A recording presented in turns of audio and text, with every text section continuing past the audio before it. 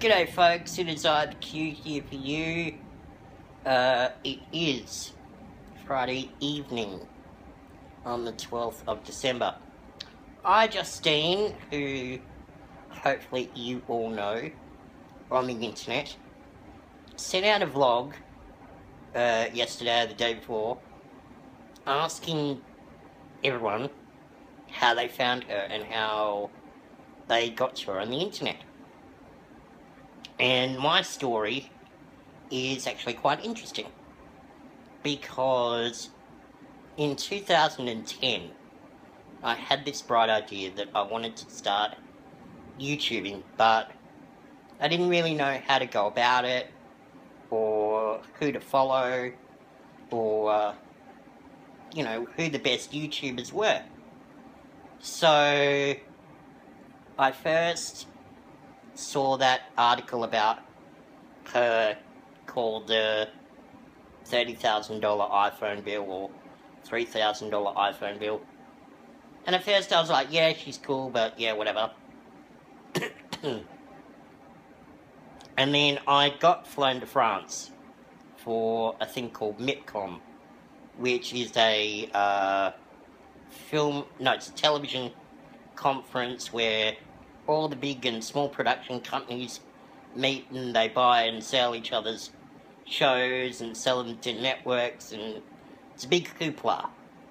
And I was at the YouTube counter, and YouTube had a stand there, and it was one of YouTube's first years at MIPCOM, and they're all talking about partnership branding and how X Factor was so awesome and how X Factor was making so much money off of YouTube and how it was really going to become for corporates and not for, little vloggers like us, which I thought was a bunch of crap. But anyway, so I pulled this YouTube executive over and I interviewed him, which you can see in another one of my vlogs back 4 years ago.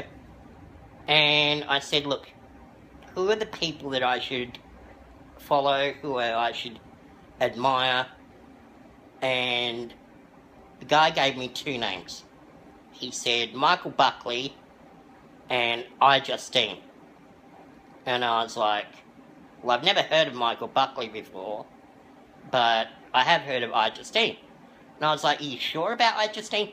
He goes, trust me, this girl is like it and a bit. She is the one to watch because she is going to go through the internet stratosphere.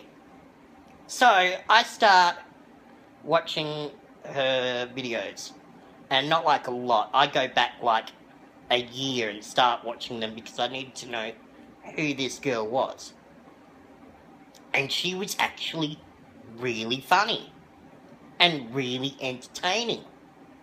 And I was so entertained by her, I thought, you know what, I've got to meet her. I've got to meet her, I've got to get some of this brilliance and find out what she does differently that everyone, wants to do. So I start tweeting her. And she probably thinks that I'm some crazy person.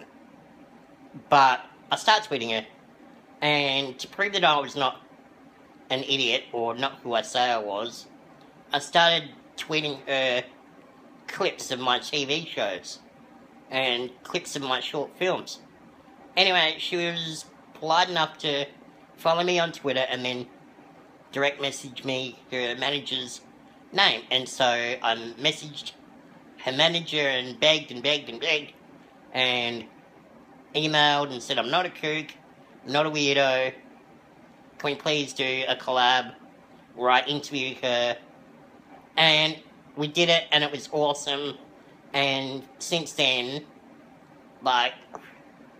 she probably gets annoyed at me calling sometimes, but we're friends. And I got to meet her sister Jenna via phone and via MySpace, not MySpace, oh my god, via FaceTime. God, MySpace is so 2006. Anyway, so I got to meet Jenna as well, and then I met Brienne over the phone, and met the Ezarik's parents. Hello, parents.